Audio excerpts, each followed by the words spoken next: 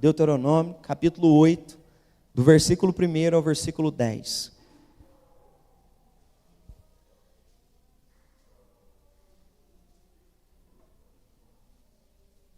Deuteronômio, capítulo 8, do verso 1 ao verso 10. Amém? Diz assim: cuidareis de cumprir todos os mandamentos que hoje vos ordeno, para que vivais, e vos multipliqueis, e entreis, e possuais a terra que o Senhor prometeu sob juramento a vossos pais. Recordar-te-á de todo o caminho pelo qual o Senhor, teu Deus, te guiou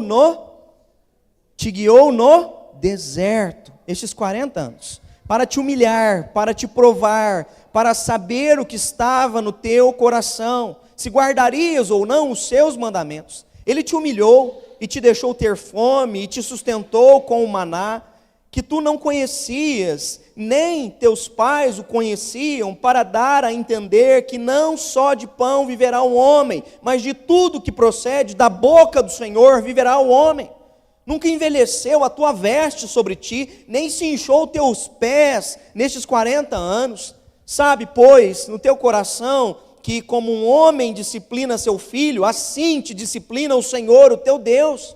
Guarda os mandamentos do Senhor, teu Deus, para andares nos seus caminhos e o temeres.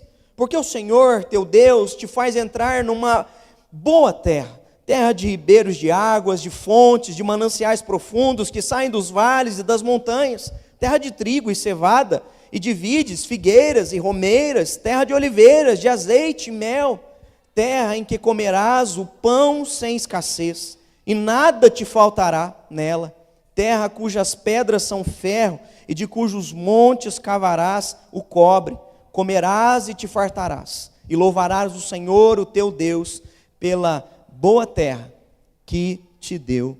Amém.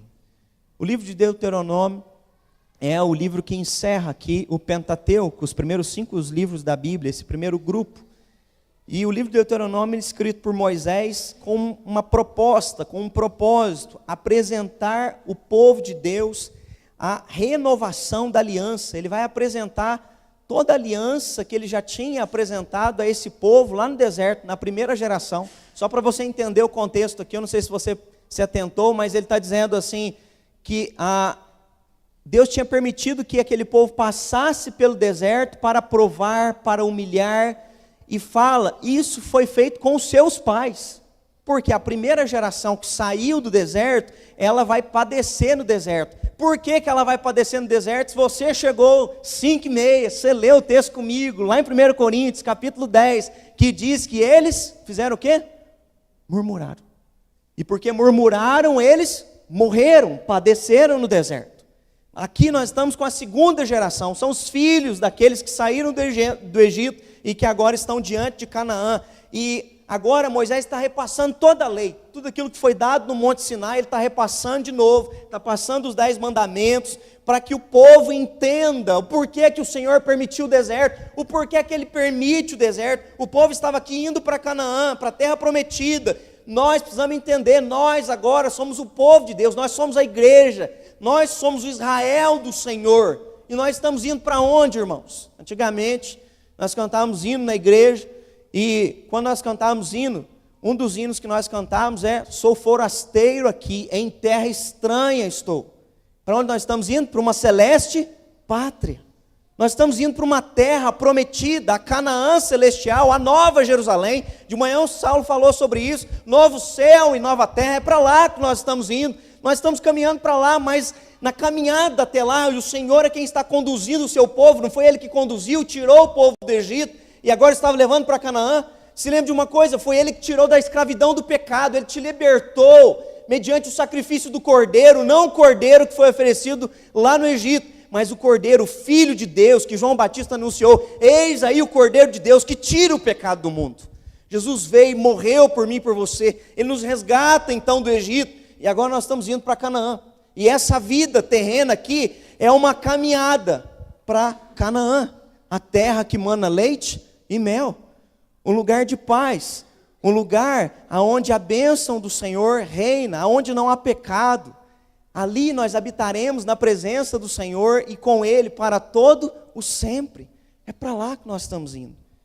Mas nessa caminhada até lá, o Senhor permite que nós enfrentemos desertos. A gente não gosta de falar de deserto, mas nós passamos por desertos. A questão é compreender o que é o deserto, qual o propósito do deserto, para frutificar, quando Deus permitir que a gente passar por esse momento na nossa vida. E aí eu queria tirar alguns ensinamentos desse texto que nós acabamos de ler. Eu não sei se você se atentou, mas é isso que Deus está orientando aquele povo. O porquê eles passaram pelo deserto, o propósito do deserto, o que Deus queria tratar neles, o que Deus queria ensinar para eles, fazendo com que eles olhassem agora para Canaã, a terra prometida. E esse texto serve para mim e para você, porque nós estamos nessa caminhada também.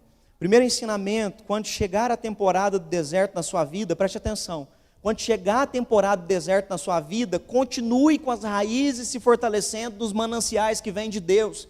Quando a temporada do deserto vier, quando os dias secos e áridos vierem, e o Senhor permitir que Ele venha sobre a tua vida, continua com a raiz lá, buscando nos mananciais do Senhor, força para continuar aqui, num cenário desértico. O versículo 1 diz isso: cuidareis de cumprir todos os mandamentos que hoje vos ordeno. O texto diz, para que vivais. Hoje de manhã o Saulo falou sobre isso, olhando para o profeta Amós. Cuidem de viver essa palavra, olhem para a lei, olhem para as Sagradas Escrituras e vivam ela. A preocupação do Senhor conosco é que quando o deserto vier, a gente viva a sua palavra. O deserto significa o quê? Uma área desértica, árida, terra seca, é um lugar que nós enfrentamos. Se você já leu o Pentateuco, você vai perceber, no Pentateuco a palavra deserto aparece 109 vezes.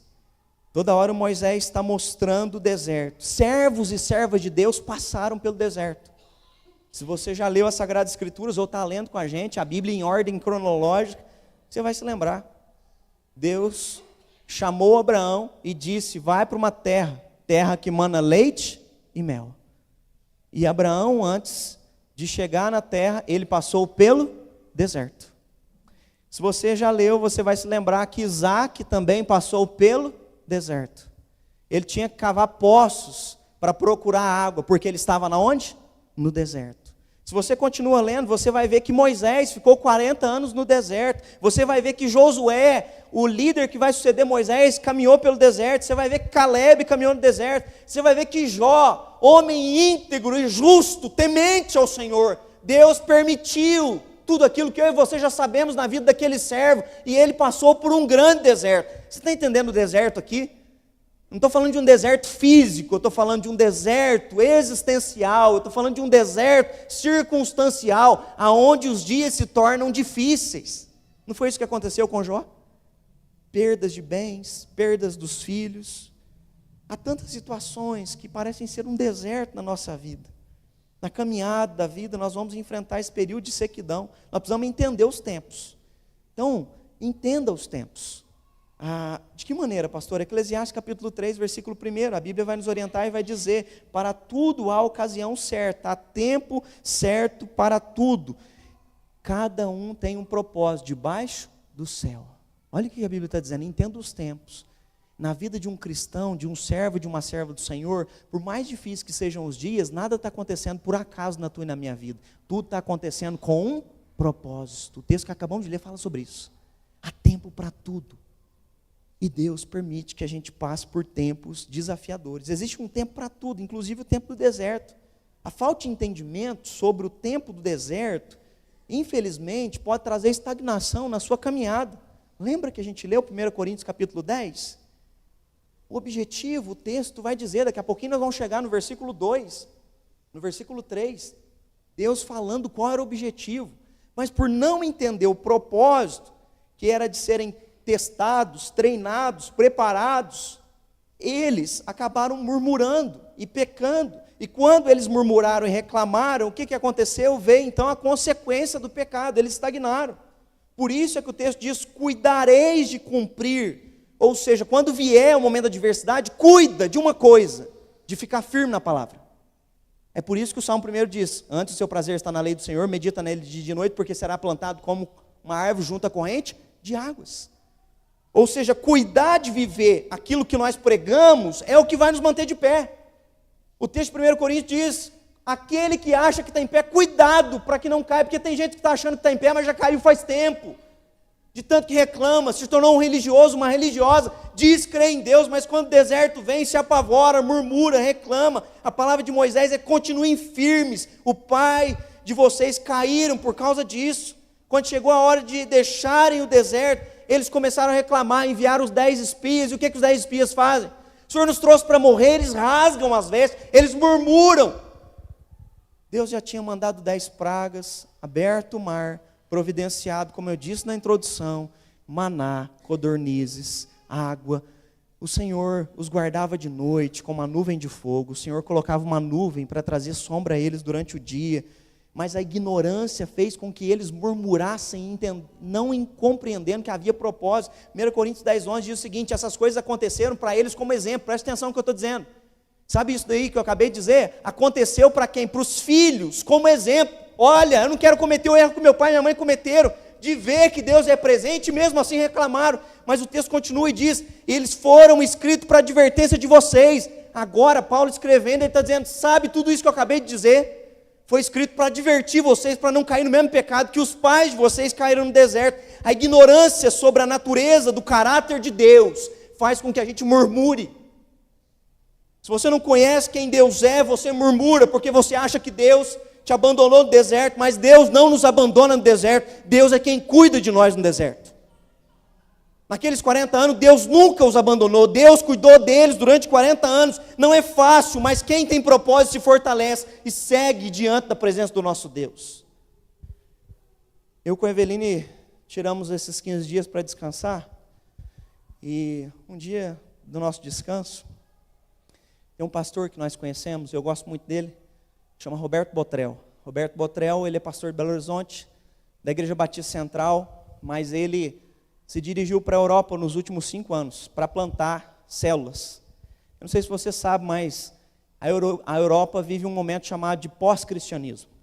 As igrejas lá, da Reforma, a grande maioria delas estão fechadas. A maioria delas foram alugadas. A maioria delas é espaço de visitação. Nós estamos com um irmão aí, o Rubens, que tem caminhado junto com a gente. Ele veio de Portugal e ele estava compartilhando, dizendo: as igrejas grandes lá têm 50 membros, pastor. Quando você vê uma igreja de 50 membros, é uma igreja grande. A média das igrejas são 20, 15, 10 pessoas. E o Roberto Botrel foi lá para plantar a igreja. E lá, o Roberto Botrel descobriu que estava com câncer. Ele começou a tratar um câncer que a princípio era uma leucemia.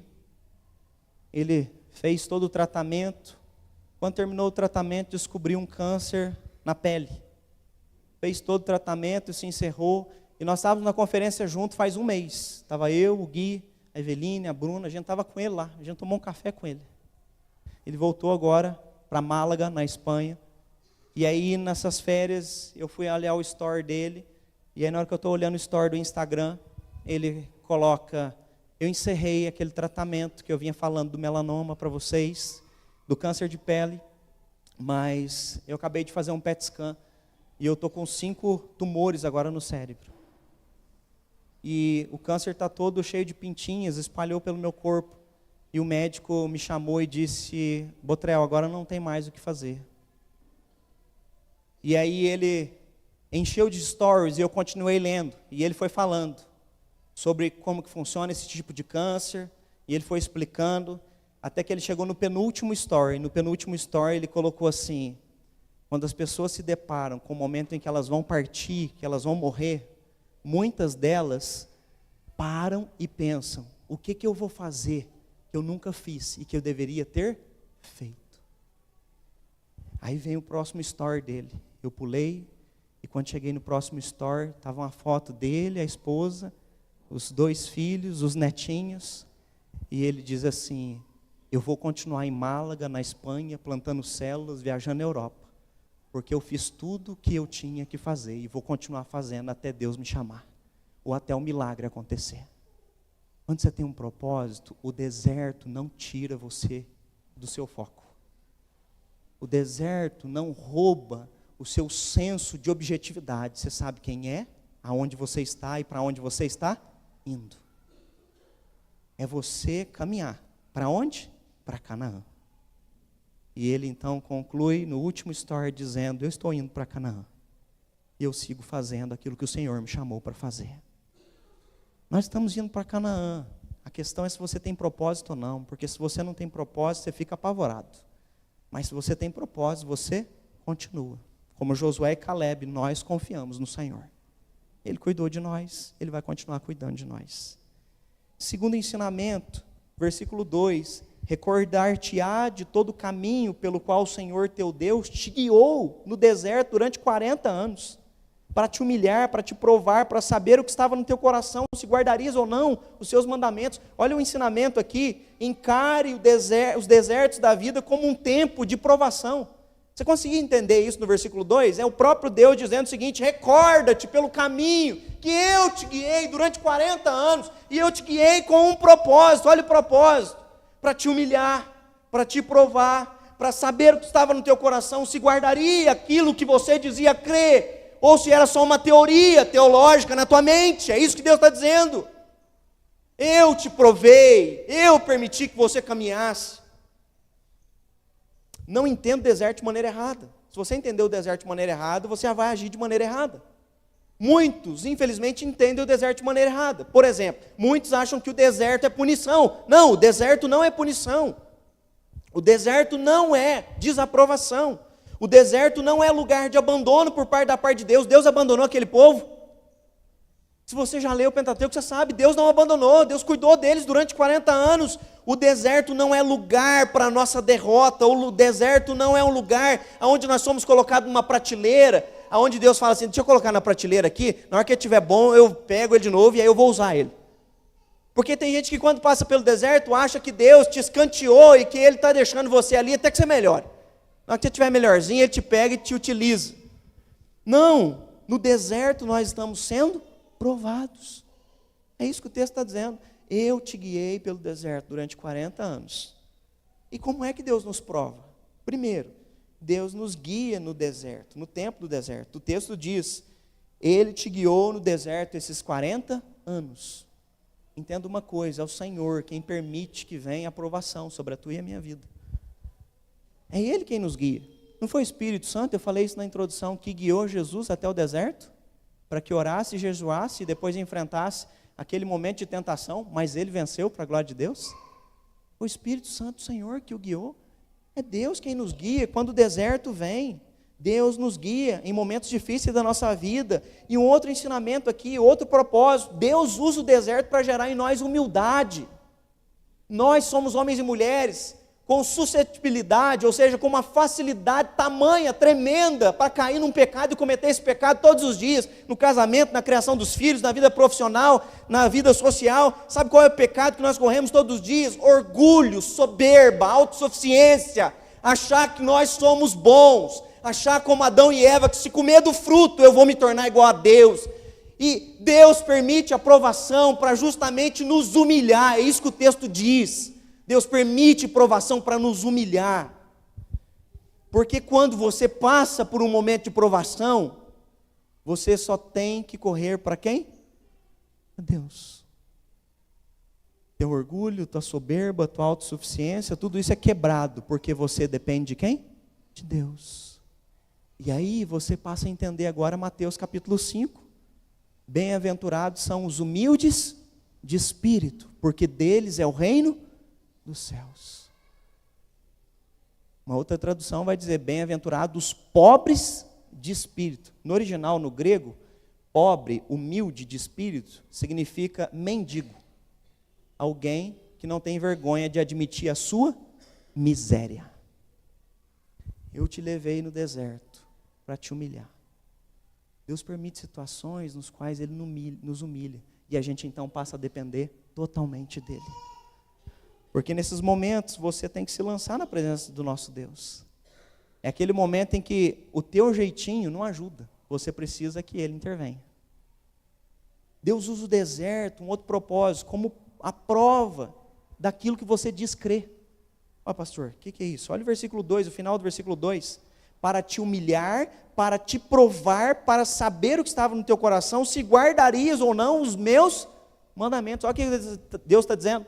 Eu permiti que vocês caminhassem 40 anos para provar o que está no teu coração.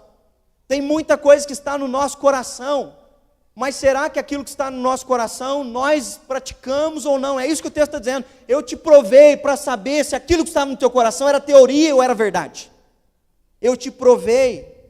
E aí, quando eu leio esse texto, ao que me remete, automaticamente eu me lembro da passagem que Deus pediu para Abraão, Isaac. Você se lembra desse episódio?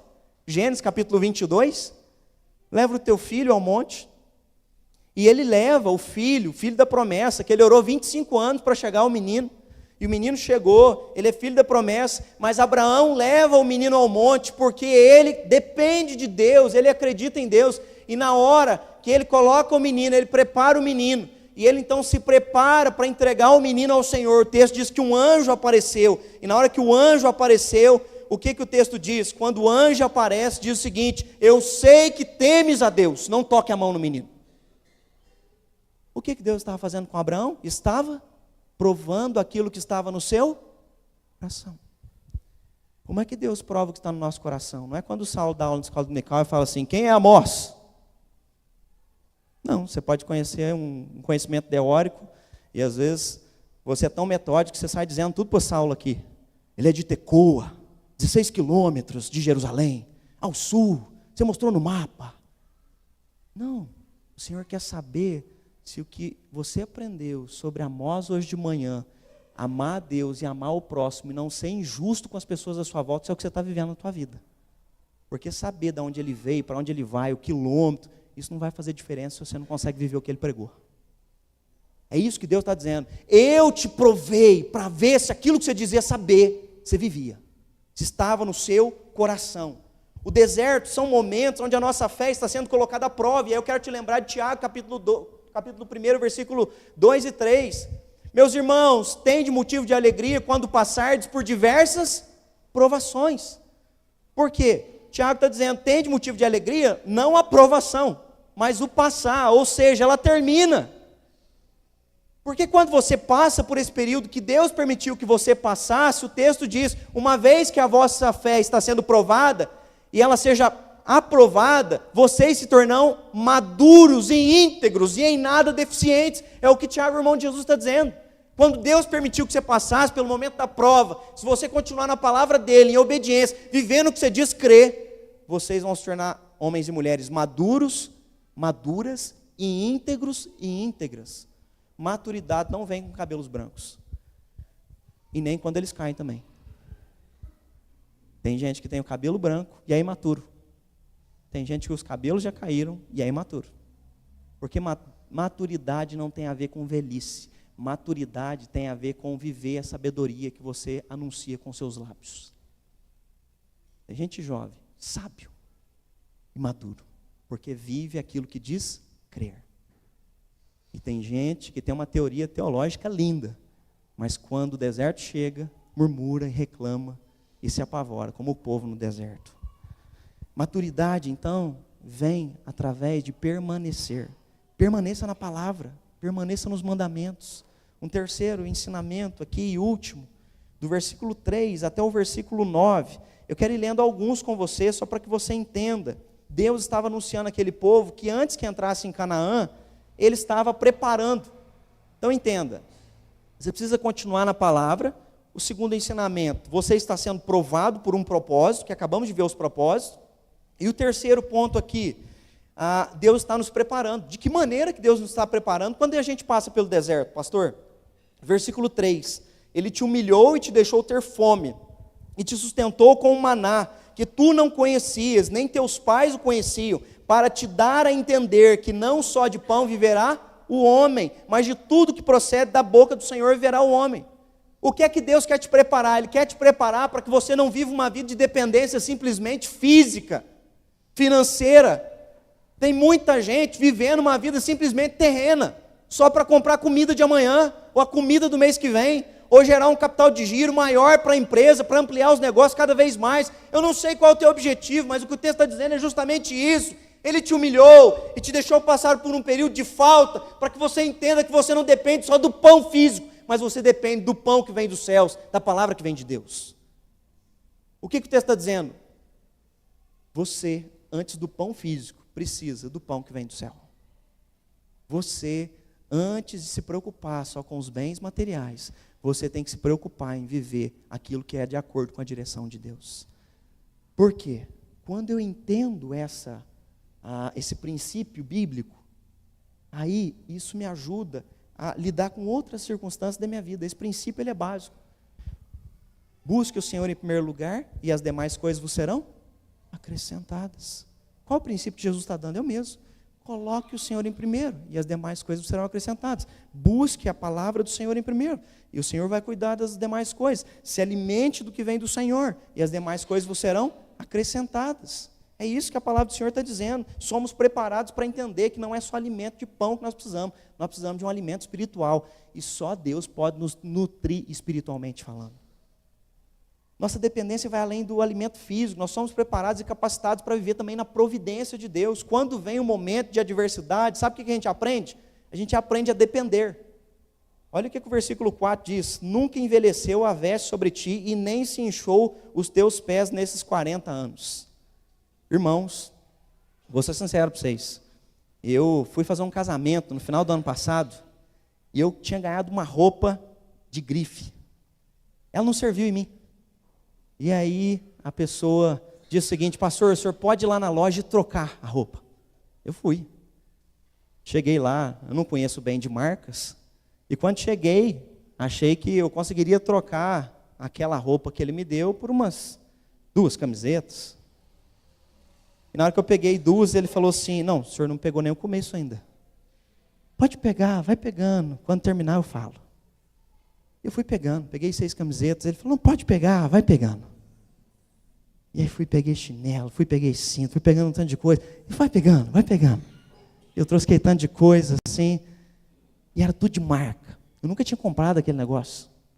Quando saí, falei para a Eveline: agora sim eu tenho uma roupa de marca. Irmãos, faz 6 meses, aquela roupa de marca está tudo furada, comida. Falei na lojinha barata que eu comprava, a roupa não era de marca, mas era a melhor qualidade. O texto está falando: nunca envelheceu sobre ti as tuas vestes. Você imagina o que é isso? Sabe a melhor roupa de marca que você pode comprar? Não se compara à roupa daquele povo no deserto. É isso que o texto está dizendo. 40 anos, irmãos, sentia um buraquinho na roupa. 40 anos e não desbotava a roupa. 40 anos e a roupa estava lá, não encolhia. Já viu aquelas que a gente compra em lugar muito barato? Uma semana depois a gente anda até assim. Não levanta a mão no louvor não, senão vai descer até aqui. O texto está dizendo que eles ficaram 40 anos e a roupa era de ótima qualidade. Sabe por quê? Quem que deu para eles? Foi Deus. Deus deu aquilo que eles necessitavam. Às vezes você vive correndo atrás, só que tudo que você corre atrás perece. Quando a gente passa a depender de Deus, Ele dá para a gente o que é necessário. O texto continua e diz mais: nem se inchou o teu pé durante 40 anos. Deus deu calçado para eles que não inchou o pé. Tobias aí que gosta de tênis, o melhor tênis para jogar tênis não se compara à sandália que aquele povo ganhou. 40 anos, irmãos, não tinha uma bolha no pé. Vai fazer uma atividade que você não está acostumado a fazer. Primeira coisa que acontece, teu pé começa a ficar dolorido. É ou não é? Comecei a jogar tênis agora. Irmãos, que dor no pé. Eles ficaram 40 anos caminhando, não sentiam uma bolha, não sentiam uma dor, não sentiam um desconforto. Sabe por quê? Porque o Senhor providenciou o que eles necessitavam. Quando a gente descansa no Senhor, a gente aprende a depender da providência que vem de Deus. Deus providenciou tudo que era necessário. E louvado seja Deus, essa mesma promessa bíblica continua viva até hoje. Filipenses capítulo 4, versículo 19. Abra a tua Bíblia aí. Filipenses capítulo 4, versículo 19.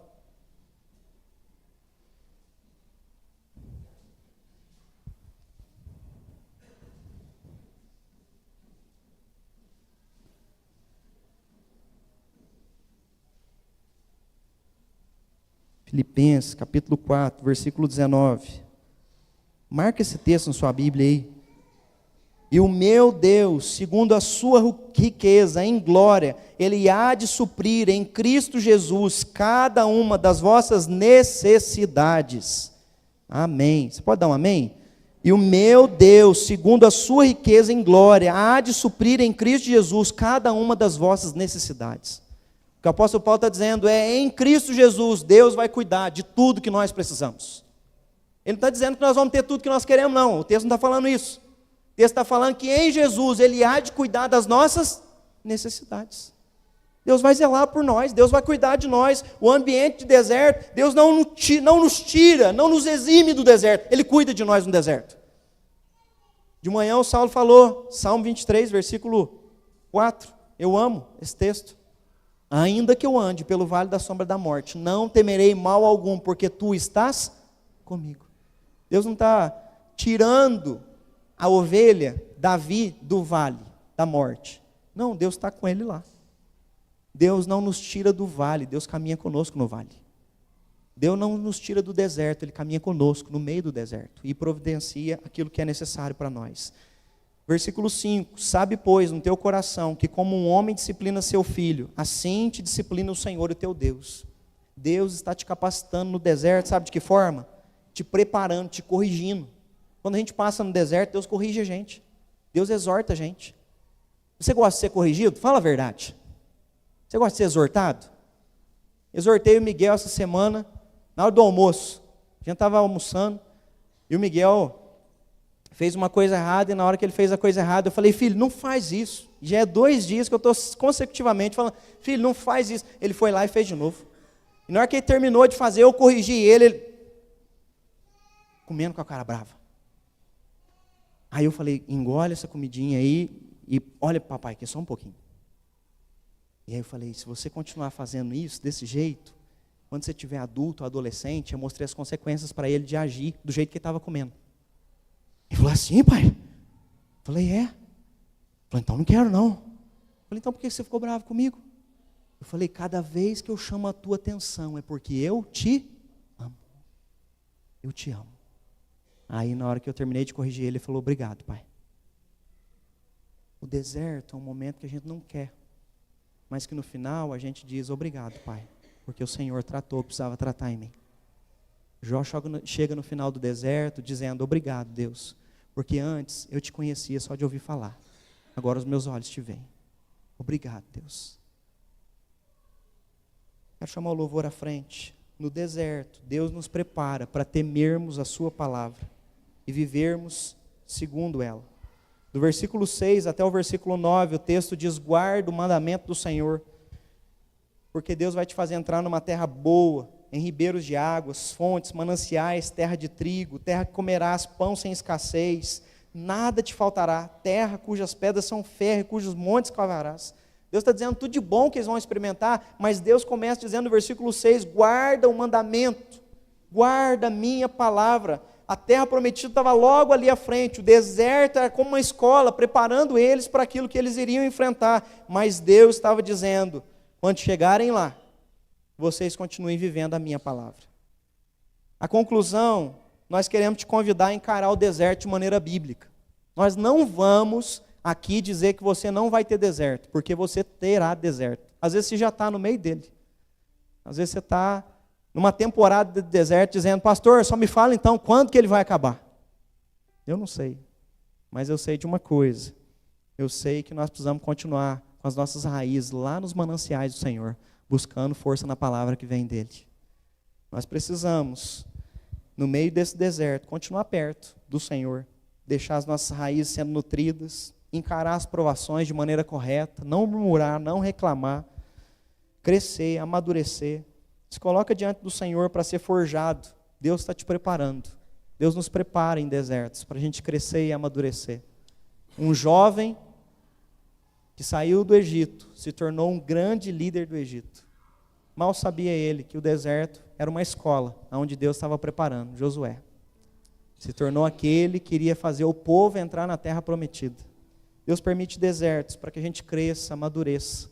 E para que a gente possa depois usar os nossos desertos como ministério na nossa vida para edificação de vida de outras pessoas. Nossa chamada é para que você frutifique. Josué frutificou. O deserto transformou ele num líder. A dor para o apóstolo Paulo em 2 Coríntios capítulo 12. ele diz: o Senhor permitiu que me fosse posto um espinho na carne, para que eu não me ensoberbecesse. No deserto dele, ele nos ensina que a graça do Senhor nos basta. O que é que você vai frutificar no deserto da tua vida? Na provação, nós aprendemos com Abraão que o nosso coração tem que confiar em Deus, mesmo quando os dias sejam difíceis e a gente não compreenda nada. Nós confiamos que Deus cuidará de nós.